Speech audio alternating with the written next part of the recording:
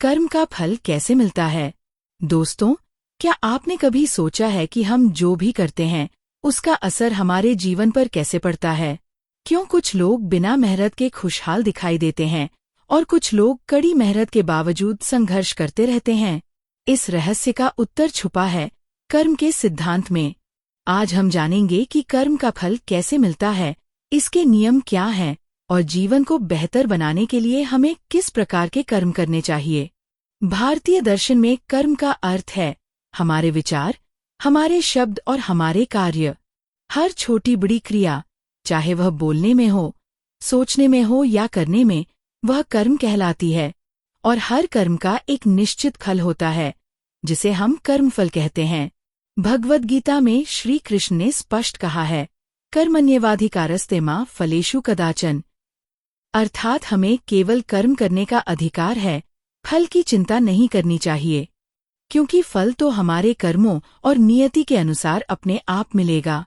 कर्मफल हमें 3 स्तरों पर प्राप्त होता है। पहला तत्काल फल, जो तुरंत मिल जाता है। दूसरा प्रारब्ध फल, जो जीवन के बाद के चरणों में मिलता है। और तीसरा संचित फल, जो अगले जन्म तक हमारा पीछा करता है। जैसे बीज बोने के बाद पौधा तुरंत नहीं उगता, उसी तरह कुछ कर्मों का परिणाम देर से मिलता है।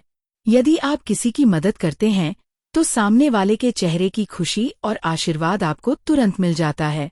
लेकिन यदि आप किसी से बुरा व्यवहार करते हैं तो उसका विरोध उसी समय सामने आ सकता है। यानी कुछ कर्म तुरंत ही अपना असर दिखा देते हैं। कई बार हमें लगता है कि हमारे कर्म का असर दिखाई नहीं दे रहा, लेकिन सच्चाई यह है कि समय आने पर उसका परिणाम जरूर मिलता है। जैसे पढ़ाई का फल परीक्षा में अच्छे अंकों से मिलता है, इसी तरह आलस्य और लापरवाही का फल असफलता और संघर्ष के रूप में सामने आता है। हिंदू शास्त्रों के अनुसार कुछ कर्म ऐसे होते हैं जिनका फल हमें इस जीवन में नहीं मिलता, वे अगले जन्म तक चलते हैं। यही कारण है कि कोई व्यक्ति अमीर परिवार में जन्म लेता है और कोई गरीब परिवार में। यह सब हमारे संचित कर्मों का ही परिणाम है। बहुत से लोग कहते हैं कि सब कुछ भाग्य पर निर्भर करता है, लेकिन भाग्य भी तो हमारे ही पिछले कर्मों का परिणाम है। यदि हमने अच्छे कर्म किए हैं तो भाग्य भी हमारे साथ देता है। यदि हमने बुरे कर्म किए हैं तो कठिनाइयां बढ़ जाती हैं। ब्रह्मांड का नियम है, हर कार्य का एक परिणाम होता है। अच्छे कर्म सकारात्मक ऊर्जा पैदा करते हैं और बुरे कर्म नकारात्मक ऊर्जा। यही ऊर्जा हमारे जीवन में सुख दुख के रूप में लौट कर आती है। यानी जैसा बोओगे वैसा ही काटोगे, जैसा कर्म करोगे वैसा ही फल मिलेगा। फल का समय निश्चित नहीं होता, तुरंत भी मिल सकता है या देर से।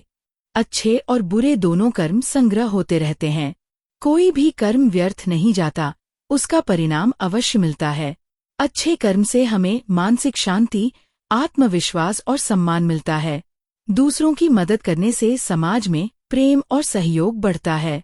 भक्ति और साधना से आत्मा पवित्र होती है और आध्यात्मिक उन्नति मिलती है। यदि हम छल, कपट और झूठ करते हैं तो रिश्ते टूट जाते हैं।